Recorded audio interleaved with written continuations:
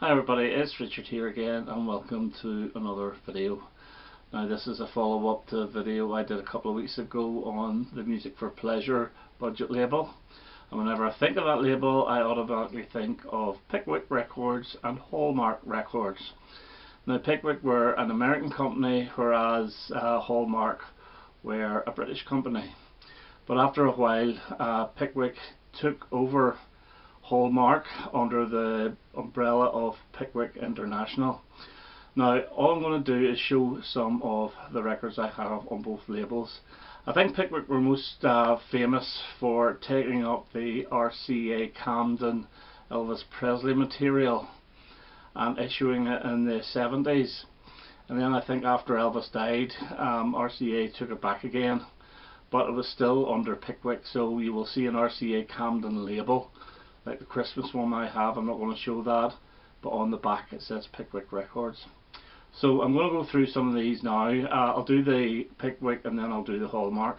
And this guy here on my shirt, Lou Reed, was actually an in-house songwriter for Pickwick in the mid-60s before the Velvet Underground. Okay, as I say, Pickwick were an American label, and the only American Pickwick album I have is this one here, The Beach Boys. And although the cover shows the Beach Boys from around 1970, it looks like that, the songs are all from the first two albums.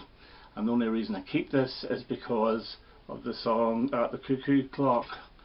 Now my copy of the Surf and Safari album does not have that on it. For some reason 2 tracks have been taken off it for the 80s reissues. God, it was short enough without having to take 2 more songs off it, so that's why I keep this. So the Beach Boys, Pickwick, and it's on a silver label. The next one up is the 3 Degrees, and this is 14 hits, 14 great tracks, hits, but these are really the tracks from the late 70s, so after they left Epic. So it's the songs like Woman in Love, Falling in Love Again. Not as good as their Epic material, but cheap as chips. This one here is Johnny Cash, and it is the very best of Johnny Cash. And this is an absolutely fantastic album because it's got so many great songs, like What Is Truth, A Thing Called Love, It Ain't Me Babe, Ring of Fire, Folsom Prison Blues, Daddy Singing Bass, Ghost Riders in the Sky, Don't Take Your Guns to Town, Understand Your Man. Really strong album. It's one of the very first Johnny Cash albums that I bought, and it's really what made me a Johnny Cash fan. So that's the very best of Johnny Cash on Pickwick.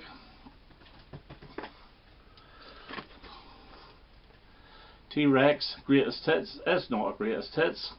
In fact, this is a double album with a pretty cool, I always like the inside sleeve, and I always love that picture of Mark on guitar. This is a compilation of the Fly and Regal Zonophone years, and the first album of this was actually released on Pickwick called Greatest Hits Volume 1, which I'll show now.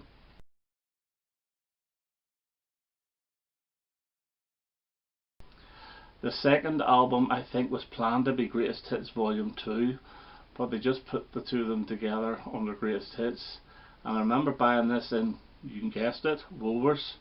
And it was around the time I was getting into Mark Bolan and T-Rex, and I bought it for 2 songs, and there were the 2 Tyrannosaurus Rex songs from the My People album, Mustang Ford and Hot Rod Mama, because by that time I hadn't those albums at all, so I bought this to hear those songs. It's a good album. You do have the 4 big hit singles, Ride a White Swan, Get It On, Jeepster, Hot Love. You also have Deborah. You don't have 1 Inch Rock for some reason though. You have She Was Born to Be My Unicorn, and you have Raw Ramp without There Was a Time. Now I had heard it on its as the B-side of Get It On with There Was a Time because it was on Bowling Boogie, which I had borrowed. I hadn't bought it. I had borrowed it, and it sounded weird without it, but still it's a very good album on the Pickwick label, and this came out around 1980ish, I would have thought. Elton John, and this is called The Album, and this is a bit eclectic as well. It's got singles like Pinball Wizard, Crocodile Rock, Lucy in the Sky with Diamonds, Goodbye Yellow Brick Road, and then some of the earlier stuff like Lady Samantha, Country Comfort, Sweet Painted Lady, Rock and Roll Madonna, which was a single, not on any LP. So again, this was one of the first Elton albums I bought as I was getting into him, because in Woolworths this I think was something like $1.99 or $1.50. It could have even been 99p, but it was cheap. So yeah, Elton John, the album. I showed this in the Drifters video I did a while back, and this is Saturday Night at the Club, and this is good. This actually takes in quite a few songs from the late 60s which were only released as singles. You do get Saturday Night at the Movies and At the Club on it, but things like Aretha, Please Stay, Only in America, Baby What I Mean, they're hard to get on vinyl, and this was cheap, so good to have. Now these next three, this is the Bee Gees, the early days. This is volume 1. This is volume 2. And this is volume 3. Now all these 3 albums were about $1.99 each. These are the recordings they did in Australia, so you have your spics and specs and so forth. And they're in good condition and they sound decent for a budget label. And only this year, Record Store Day, there was a 12 track album released of 12 of the songs from these 3 albums, and it was retailing about £25. And I just looked up the eBay before I did this video, and people are looking 70 quid for that 12 track album. A lovely cover. I'm sure it's 180 gram vinyl, but there's 3 albums with more or less everything they did. Maybe there are a couple of tracks missing, for less than a tenner. So RSD, is it a rip-off? I don't know, but these are really good. And when it comes to the Bee Gees, whenever you're looking at the pre-first album material, these 3 albums, they just do it, and that's all you need. So very good. Bee Gees in the Beginning, volumes 1 to 3. So if we go on to the Hallmark now, and the first one up I've got is Party Party. This was originally on A&M Records. This is the soundtrack. This is a brilliant soundtrack. This is probably one of my favourite all-time soundtracks. It's got Elvis Costello doing Party Party. It was released as a single. Madness Driving in My Car was released as a single as well. You have Sting doing Tutti Frutti, and I think he does Need Your Love So Bad on this, yeah. You have Chaz and Dave doing Auld Lang Syne, Dave Edmunds doing Run Rudolph Run, Pauline Black, No Woman No Cry. Yeah, and you also have Midge Ure doing his version of David Bowie's The Man Who Sold the World. This is a really good album. I would actually like to get this on A&M because there's an inner sleeve and all in the A&M, and the cover's slightly different as well. It's like a dark purpley cover. But yeah, I picked this up for nothing, more or less nothing. It's a really strong album. Sandy Shaw, Puppet on a String, came out on Hallmark, and you have the hits Puppet on a String, Girl Don't Come, Long Live Love, There's Always Something There to Remind Me, Message Understood. There's only 10 tracks on it, but 10 big hits of our early years, and it's a good album. This one here is The Platters, Hallmark Records, and there's 12 tracks in this, and you get things like Great Pretender, Harbour Lights. You don't get Smoke Gets in Your Eyes. You get Twilight Time.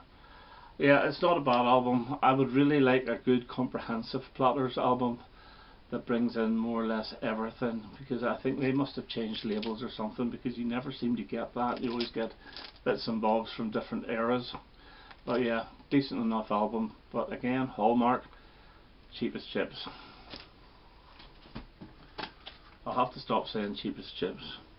This one here I actually remember buying, and this is brilliant, and this is Mott the Hoople, all the way from Memphis, and this is what really got me into buying Mott the Hoople albums. You do get the singles, Honolulu Boogie, all the way from Memphis, All the Young Dudes, The Golden Age of Rock and Roll, and Roll Away the Stone, and some big LP tracks like Driving Sister, Sweet Jane, Hymn for the Dudes, One of the Boys, Violence, The Battle of Mott, It's a very, very strong album. I think there's 12 songs on this, and it's from this that I went on to buy other Ian Hunter and What the Hoople albums.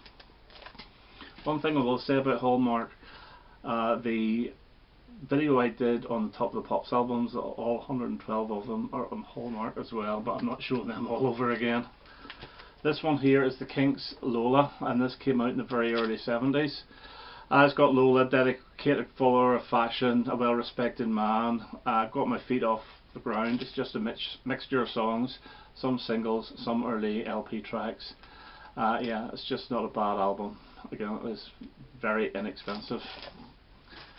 But this one here I remember buying. I got that one from my cousin, and this is similar to the Mark Bolan one, which was on Pickwick, and this is a 2-record set, and it's the Kinks collection, and this is magnificent. It has most of the singles on it. It's got Well Respected Man as well, but it's got a couple of other songs on it as well that you don't normally get, like Something Better Beginning, which was on their second album. I'm a Lover Not a Fighter, I Need You, Stop Your Sobbin's on this, It's Alright, the B-side of You Really Got Me. And I bought this, I think more or less a couple of weeks before I went to see the Kinks live in 1981, or it could have been a couple of weeks after, I'm not sure. It's around that time anyway. So yeah, the Kinks collection, a very good double album. Couple more. Standard fare you will find everywhere. Bill Haley and his Comets on the Hallmark label. And you have Rock Around the Clock, you have See You Later Alligator, Shake, Rattle and Roll, and a few others. Yeah, 50p everywhere, so it's not bad. And lastly we have Johnny Cash again, this time on Hallmark, and this is The Great Johnny Cash, and this was given to me by a friend, and because I absolutely loved the song Transfusion Blues. The rest of it, so it's okay. You get Seasons of My Heart, Couldn't Keep From Crying, I'm So Lonesome I Could Cry, Just One More, Honky Tonk Girl. It's okay, it's just a mixture of songs, but yeah, not a bad album. Okay, so those are my Pickwick and my Hallmark albums, and that goes hand in hand with my Music for Pleasure. Which do I prefer? Music for Pleasure, I just think it's classier. I prefer the label as well, and I think they win overall. Okay, that's me for now. I hope you enjoyed that, and I hope to have another video quite soon. All the best now. Bye bye.